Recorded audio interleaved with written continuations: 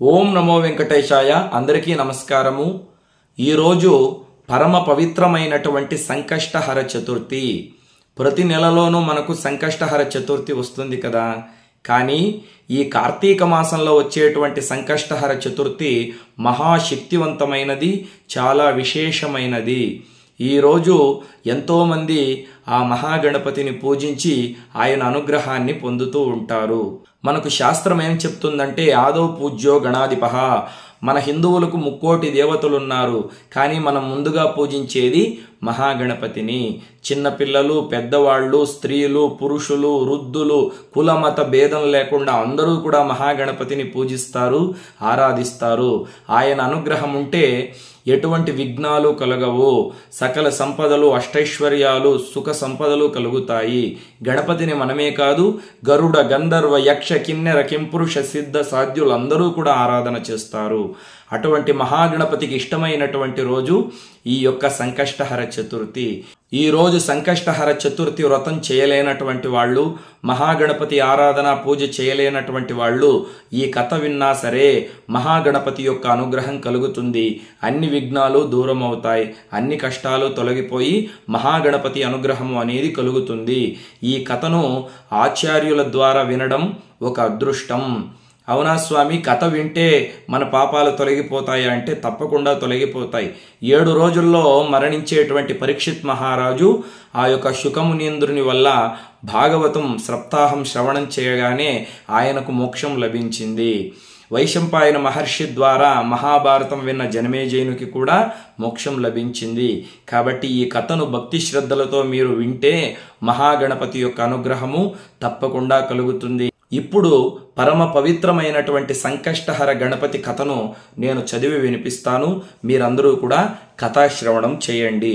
పూర్వము సప్త ఋషులు అంటే కశ్యప మహర్షి, అత్రి మహర్షి, భరద్వాజ మహర్షి, విశ్వామిత్ర మహర్షి, గౌతమ మహర్షి, వశిష్ఠ మహర్షి, జమదగ్ని మహర్షి అనే 7 మంది ఋషులు, రాజర్షులు అందరూ కూడా కైలాసానికి వెళ్ళి సుబ్రహ్మణ్య స్వామిని పూజించి ఆరాధించి ఆ కుమారస్వామికి నమస్కరించి ఈ విధంగా అడిగారంట.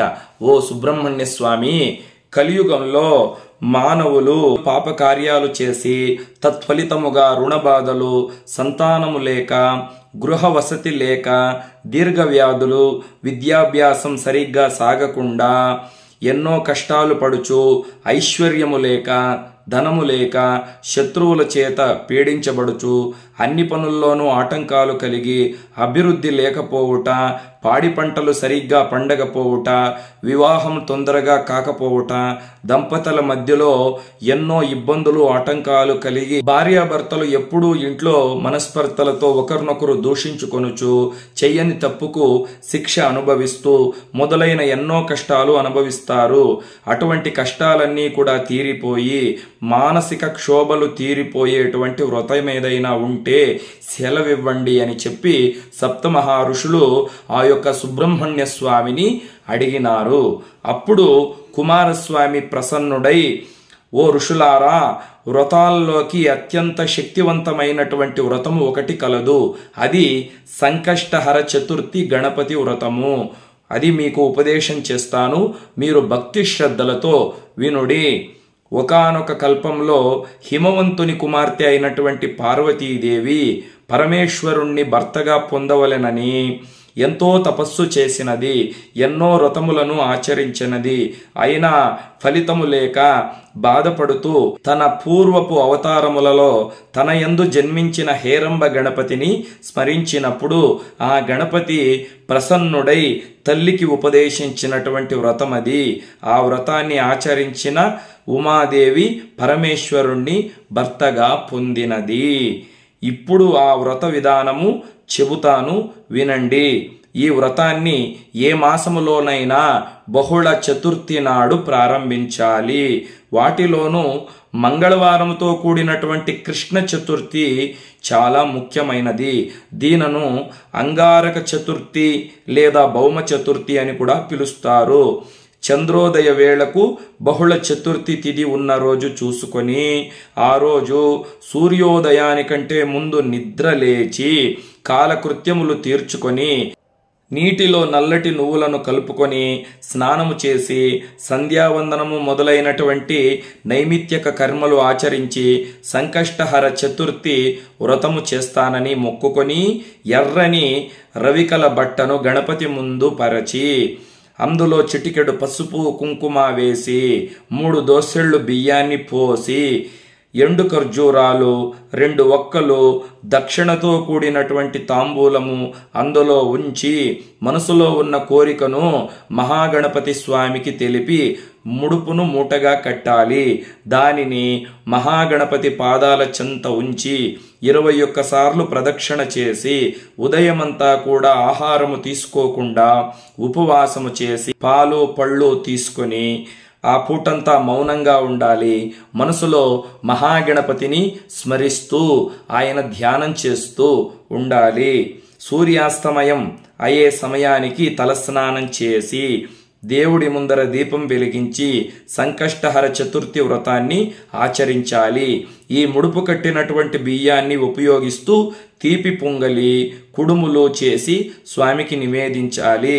ఆ వ్రతము నందు అతిథులను పిదప గణేశ స్వరూపముగా భావించి ప్రసాదము కానీ భోజనం కానీ పెట్టాలి. ఆ ముందు రోజు ఆ రోజు తప్పకుండా బ్రహ్మచర్యాన్ని పాటించాలి. దైవనామ స్మరణతో లౌకిక విషయాల మీద మనస్సు పోకుండా చూసుకోవాలి. ఇలా వ్రతం చేస్తే కోరికలు శీఘ్రముగా నెరవేరుతాయి. 12 సార్లు చేస్తే ఈ వ్రతాన్ని వరసిద్ధి మహాగణపతి అనుగ్రహం కలుగుతుంది. మరునాడు గణపతి హోమం చేయగలిగితే మరింత శ్రేష్టము. కాబట్టి విన్నారు కదండి, సుబ్రహ్మణ్య స్వామి ఋషులకు ఉపదేశించినటువంటి ఈ యొక్క సంకష్టహర చతుర్థి వ్రతం ఎలా చేయాలో స్వామి మనకి ఇక్కడ వివరంగా చెప్పాడు. ఇప్పుడు వ్రతకథను కూడా మనము తప్పకుండా తెలుసుకుందాము. భృశుండి మహర్షి యొక్క వృత్తాంతము. ఒకానొక నాడు ఆకాశ మండలంలో పయనిస్తూ ఉన్న నారద మహర్షికి కుంభీపాక నరకం కనిపించింది. లోపల ఎవరున్నారా అని చూశాడు. అక్కడ భృశుండి మహర్షి తల్లిదండ్రులు, అతడి పూర్వాశ్రమంలోని భార్య, కుమార్తె కనిపించారు. వాళ్ళంతా నరకయాతన అనుభవిస్తూ ఉన్నారు. వారి బాధల్ని చూచి చెలించిపోయిన నారదుడు వెంటనే భూలోకానికి వచ్చి అక్కడ తపస్సు చేసుకుంటున్న ఆ భృశుండి మహర్షి వద్దకు వెళ్ళి, ఓ మహర్షి, నీ పూర్వాశ్రమంలో భార్య, కూతురు, నీ తల్లిదండ్రులు కుంభీపాక నరకములో దారుణ బాధలు గురవుతున్నారు. అదేమి పట్టనట్టు నీవిలా తపస్సు చేసుకోవడం ధర్మం కాదు. వారి బాధలు పోయి సద్గతులు కలగడానికి తగిన పరిహారము చేయి అని చెప్పి అక్కడ నుండి నారద మహర్షి వెళ్ళిపోయాడు. నారదుడి మాటలు విన్న భృశుండికి ఎంతో ఆవేదన కలిగింది. తన పూర్వాశ్రమ జీవితం గుర్తుకొచ్చింది. వారి సహకారం వల్లే తాను ఈనాడు తపస్వి అయ్యాను. ఎలాగైనా వారి బాధల్ని రూపుమాపాలని సంకల్పించాడు. తన ఇష్టదైవమైన గణపతిని ధ్యానించాడు. పవిత్రమైన జలాన్ని చేత్తో తీసుకొని గతంలో సంకష్టహర గణపతి వ్రతం చేయడం ద్వారా తనకు లభించిన పుణ్యాన్ని తన వారికి దారపోయాలని అనుకొని, ఓ గణనాథ, నేను గనుక నీ దివ్య చరిత వ్రతాన్ని భక్తి శ్రద్ధలతో చేసి ఉంటే నా పితరులు, వారితో పాటు నా భార్య, కుమార్తె నరకంలో కల బాధల నుండి విముక్తి పొందుదురుగాక అని నీళ్లను విడిచిపెట్టాడు. గజానుడి అనుగ్రహముతో ఆయన చేసిన వ్రతాల్లో ఒక పర్యాయం చేసిన వ్రత ఫలితం వల్లనే ఆయన పితరులు, భార్య, కుమార్తె అందరూ కూడా దేవతా శరీరాన్ని ధరించి దివ్య విమానం ఎక్కి గణేశ లోకానికి చేరుకున్నారు. ఇక ప్రతి మాసం ఆ వ్రతం చేయడం వల్ల ఎంత ఫలితం వస్తుందో చెప్పతరమా? చూడండి, నారద మహామునీంద్రుల వారు చెప్పగానే భృశుండి మహర్షి వచ్చి తన భార్య, తన కూతురు, తన తల్లిదండ్రులు నరకంలో అష్టకష్టాలు పడుతున్నారు అని ఆ మాట వినగానే చెలించిపోయి తను ఒకసారి చేసినటువంటి సంకష్టహర చతుర్థి వ్రత ఫలితాన్ని వాళ్లకు తర్పణంగా దారపోయగానే వాళ్ళందరూ కూడా దివ్య శరీరాన్ని పొంది పుష్పక విమానంలో గణేశ లోకానికి చేరుకున్నారు. ఒకసారి చేసినటువంటి ఫలితం దారపోస్తేనే వాళ్ళకి అంత పదవి దొరికిందే. ఇక ప్రతి మాసంలోనూ మనం సంకష్టహర చతుర్థి గణపతి వ్రతం చేస్తే ఎంత ఫలితం లభిస్తుందో ఒకసారి మీరే ఆలోచించండి. ఇక రెండవ కథ వేశ్య కథ చాలా అత్యద్భుతంగా ఉంటుంది. దీన్ని కూడా వినండి. ఒకానొక నాడు దేవేంద్రుడు తన విమానంతో ఇంద్రలోకానికి వెళుతుండగా అనేక పాపములు చేసిన ఒక వ్యక్తి ఆకాశములో పయనించి ఆ విమానంపై దృష్టి సారించాడు. అతని దృష్టి సోకగానే ఆ విమానము చటుక్కున భూమిపై అర్ధాంతరంగా ఆగిపోవడం జరిగింది. ఆ ఇంద్ర విమానము అద్భుతమైన వెలుగుకి ఆశ్చర్యచకితుడైన ఆ దేశపు రాజు సూరసేనుడు గబగబా బయటికి వచ్చి ఆ అద్భుతాన్ని, ఆ దృశ్యాన్ని చూసి తిలకించసాగాడు. ఇంద్రుని చూసి ఎంతో సంతోషానికి లోనైన ఆ మహారాజు ఆనందంతో నమస్కరించి అక్కడ విమానం ఎందుకు ఆపినారో కారణం అడిగాడు. అప్పుడు ఇంద్రుడు, ఓ రాజా, మీ రాజ్యంలో పాపాలు అధికంగా చేసిన ఒక వ్యక్తి ఎవరో దృష్టి సోకి నా పుష్పక విమానము మార్గమధ్యంలోనే అర్ధాంతరంగా ఆగింది అని చెప్పాడు. అప్పుడు ఆ రాజు, అయ్యా, మరి మళ్ళీ ఆగిపోయిన విమానం ఎలా బయలుదేరుతుంది అని అడిగాడు వినయంగా. అప్పుడు ఇంద్రుడు, ఇవాళ పంచమి, నిన్న చతుర్థి, నిన్నటి రోజున సాయంత్రం వరకు ఎవరైతే ఉపవాసము చేసి సంకష్టహర గణేశ వ్రతం చేశారో వారి పుణ్యఫలాన్ని నాకిస్తే ఈ విమానము తిరిగి బయలుదేరుతుంది అని చెప్పాడు. సైనికులంతా కలిసి ఆ రాజ్యమంతా అన్వేషిస్తూ ఎవరైనా నిన్నటి రోజున ఉపవాసం వ్రతం చేశారా అని వెతకసాగారు. కానీ దురదృష్టవశాత్తు అలా ఎవ్వరూ దొరకలేదు. అదే సమయంలో ఒక గణేశ దూత వచ్చి మరణించిన ఒక వేశ్య మృతదేహాన్ని తీసుకువెళ్ళటం కనబడింది. ఆ సైనికులు వెంటనే ఎన్నో పాపాలు చేసి ఎన్నో జీవితాలు కూల్చేసిన ఈమెను గణేశలోకానికి తీసుకువెళుతున్నారు ఎందుకు అని ప్రశ్నించారు. దానితో ఆ గణేశ దూత, ఈమె నిన్నంతా ఉపవాసం ఉంది, తెలియకుండా ఏమీ తినలేదు, చంద్రోదయం అయిన తర్వాత గణపతికి నమస్కరించింది, ఆ విధంగా ఈమెకు తెలియకుండానే సంకష్టహర చతుర్థి వ్రతం చేసింది, ఈరోజు మరణించింది, కాబట్టి ఈమెను మేము ఉన్నతమైనటువంటి గణేశలోకానికి తీసుకొని వెళుతున్నాము. ఎవరైనా తమ జీవితంలో ఒకసారైనా ఈ వ్రతం చేస్తే వారు గణేశలోకానికి వెళతారు, మరణానంతరం తథ్యం అని చెప్పాడు. అప్పుడు ఆ సైనికులు ఆ స్త్రీమూర్తి పుణ్యఫలాన్ని తమకిమ్మని గణేశ దూతని ఎంతో బ్రతిమాలారు. అలా చేస్తే విమానం తిరిగి బయలుదేరుతుందని చెప్పారు. ఆమె పుణ్యఫలాన్ని వారికి ఇవ్వటానికి గణేశుని దూత అంగీకరించలేదు. ఈలోపు ఆమె దేహం మీద వీచిన గాలి ఆ విమానానికి సోకింది. ఇంద్రుని విమానం వెంటనే బయలుదేరింది. తెలియక చేసిన ఆ వ్రతం ఎంతటి ఫలాన్నిస్తుందో చెప్పే వృత్తాంతం ఇది. చూడండి, ఒక వేశ్య ఉదయం నుండి సాయంకాలం వరకు అనారోగ్యం చేత ఆహారం స్వీకరించకుండా చంద్రోదయం సమయానికి గణపతికి ఒక నమస్కారం చేయడం ద్వారా ఆమెకు ఎంత పుణ్యం లభించిందో. ఆమె చీర కొంగు సోకి దేవేంద్రుని యొక్క విమానం మళ్ళీ ఆకాశంలోకి ఎగిరిందంటే మరి ఎంత పుణ్యఫలమైనటువంటి వ్రతం ఇది. జీవితంలో ఒక్కసారైనా చేసి తీరవలసినటువంటి వ్రతము ఈ సంకష్టహర చతుర్థి వ్రతము. ఇక చిట్ట చివరిగా కార్తవీర్యుని కథ కూడా వినండి, చాలా అత్యద్భుతంగా ఉంటుంది. పూర్వము కార్తవీర్యుడనే మహారాజు ఉండేవాడు. అతడు సకల సద్గుణ సంపన్నుడు, ధర్మాత్ముడు. ఆయన భార్య మహాపతివ్రత సుగుణవతి. ఆమె కూడా భర్తలాగానే సదాచార సంపన్నురాలు. ఆ పుణ్య దంపతులకు ఎంతకాలం గడిచినా సంతానమే కలగలేదు. పుత్ర సంతానం కోసం వారు చేయని వ్రతము లేదు, దానము లేదు. ఎన్ని యాగాలు చేసినా, ఎన్ని పుణ్యతీర్థాలు సేవించినా ఫలితం లేకపోయింది. ఎంతో నిరాశ పొంది కృతవీర్యుడు ఒకనాడు తన మంత్రులకు రాజ్యభారాన్ని అప్పగించి భార్యతో కలిసి అరణ్యాలకు వెళ్ళిపోయాడు. అక్కడ కఠోర దీక్షతో తపస్సు చేయటం ప్రారంభించాడు. ఇంద్రియ నిగ్రహంతో ఆహారాన్ని వదిలేసి కేవలం పైనుంచి రాగలిగినటువంటి ఆకులనే భుజిస్తూ తపస్సుని కొనసాగించాడు. అలో ఎన్నో సంవత్సరాలు గడిచాయి.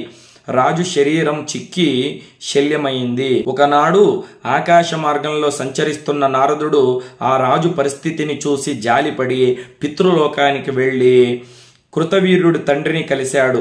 పుత్ర సంతానం కోసం అతడి కొడుకు పడుతున్న బాధల్ని చెప్పాడు.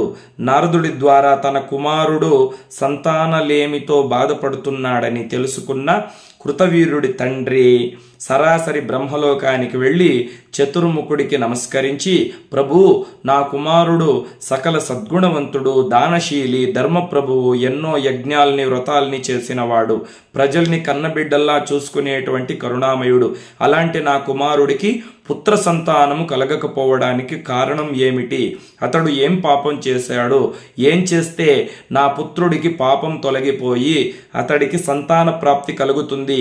దయచేసి చెప్పండి అని దీనంగా ప్రార్థించాడు. అప్పుడు బ్రహ్మదేవుడు కృతవీర్యుడి తండ్రితో ఇలా చెప్పాడు, నీ కుమారుడు పూర్వజన్మలో సాముడు అనేటువంటి పేరు గలవాడు, పరమ దుర్మార్గుడు. ఒకనాడు అతను ధనకాంక్షతో దారి కాసి బ్రహ్మవేత్తలు, సాత్వికులు అయిన 12 మంది బ్రాహ్మణుల్ని చంపి వారి దగ్గర ఉన్న సంపదల్ని, ఆహారాన్ని దోచుకున్నాడు. ఆ రోజంతా సమయం దొరకక ఏమీ తినలేదు. దోచిన ధనంతో సాయంత్రానికి ఇంటికి చేరుకున్నాడు. ఆ రోజు మాఘ బహుళ చతుర్థి. చంద్రుడు ఉదయించే సమయానికి ఇంటికి వచ్చి సాముడు తన కుమారుణ్ణి గణేశ అని పేరు పెట్టి పిలిచాడు. దోచుకున్నటువంటి ప్రసాదాన్ని తన కొడుకుతో కలిసి తిన్నాడు. కొన్నాళ్లకు సాముడు మరణించాడు. పరమ పాపి అయినప్పటికీ మాఘ బహుళ చవితి నాడు ఏమీ తినక పోవటం చేత సంధ్యా సమయంలో ఇంటికొచ్చి కొడుకును గణేశ అని పలుమార్లు పిలవటం చేత కొడుకుతో కలిసి గణేశుడి ప్రసాదాన్ని తినటం వల్ల అతడికి అమితమైన పుణ్యం కలిగింది. కొంతకాలము గడిచాక భూలోకంలో కృతవీరుడు అనే పేరుతో నీ పుత్రునిగా జన్మించాడు. ప్రస్తుతం అతడెన్ని పుణ్యకార్యాలు చేస్తున్నప్పటికీ గత జన్మలో మంచివారిని వధించి పాపం వల్ల ఈ జన్మంలో సంతాన భాగ్యాన్ని నోచుకోలేక అతడు చేసిన పాపము నశిస్తే గాని సంతానం కలుగుదు అని బ్రహ్మదేవుడు చెప్పాడు. ఆ మాటలు విన్న కృతవీరుడి తండ్రి ఎంతో బాధపడుతూ, పితామహ, నా కుమారుడు చేసిన బ్రహ్మహత్య పాపం క్షమించరానిది. అయితే దాన్ని పోగొట్టుకునే మార్గం ఏదైనా ఉంటే మీరే సెలవివ్వండి. అది ఎంత కష్టమైనదైనా సరే అని ప్రాధేయపడ్డాడు. అప్పుడు బ్రహ్మ, నీ కుమారుడు అత్యంత మహిమాన్వితమైన కోరిన కోరికలు తీర్చే సంకష్టహర చతుర్థి వ్రతాన్ని చేస్తే అతడు చేసిన పాపాలు నశిస్తాయి అని వ్రత విధానం చెప్పాడు. అప్పుడు కృతవీరుని తండ్రి నారదుని ద్వారా ఈ విషయాన్ని తన కుమారుడికి చేరవేస్తే ఆ కృతవీర్యుడు సంతానవంతుడయ్యాడు. ఈ సంకష్టహర చతుర్థి వ్రతాన్ని చేసి కరడు కట్టిన ప్రారబ్ధాన్ని సైతము కర్పూరంలా కరిగించి వేసే మహామహిమాన్వితమైన వ్రతం ఇది. ఈ కథలు నిగూఢమైన ఆధ్యాత్మిక రహస్యాలతో పాటు సంకష్ట చవితి ఫలాన్ని తెలియజేస్తున్నాయి. వినాయకుని భక్తులందరూ ఈ వ్రతం చేయటం వలన ఎంతో ఉన్నతమైన స్థితిని పొందుతారు. వ్యాపారవేత్తలు ఈ వ్రతాన్ని చేసినట్లయితే అష్టైశ్వర్య భోగభాగ్యాలని పొందుతారు. సంతానం లేనటువంటి వాళ్ళు ఈ వ్రతాన్ని 1 సంవత్సరం పాటు ఆచరించినట్లయితే తప్పకుండా సంతానం కలుగుతుంది. పితృదేవతలకు మోక్షం లభిస్తుంది. ఇక జీవితంలో వాళ్ళు పొందలేనటువంటి సుఖాలు ఏవీ కూడా ఉండదు. మహాగణపతి అనుగ్రహం చేత అష్టైశ్వర్య భోగ భాగ్యాలను కూడా పొందుతారని చెప్పి ఈ వ్రత కథలో మనకు చెప్పబడి ఉంది. కాబట్టి ఈ వ్రత కథను విని తల మీద అక్షంతలు వేసుకుని మహాగణపతికి నమస్కరించిన, సాయంకాలం వేళలో గణపతిని పూజించి మొటిక్కాయలు వేసుకొని 21 గుంజిళ్లు తీసినా కూడా సంకష్టహర చతుర్థి వ్రత ఫలితము చేత పుణ్యము అనేది ప్రాప్తిస్తుంది అని మనకు ఋషులు చెప్పి ఉన్నారు. కాబట్టి కుదిరినటువంటి వాళ్ళు ఈసారి కాకపోయినా వచ్చేసారైనా సంకష్టహర చతుర్థి వ్రతాన్ని ప్రారంభించండి. కుదరనటువంటి వాళ్ళు ఈ వ్రత కథను విని సాయంకాలం మహాగణపతిని పూజించి నమస్కారం చేసుకోండి. మహాగణపతి అనుగ్రహం కలుగుతుంది.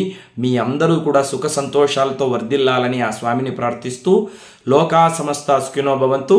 స్వస్తి.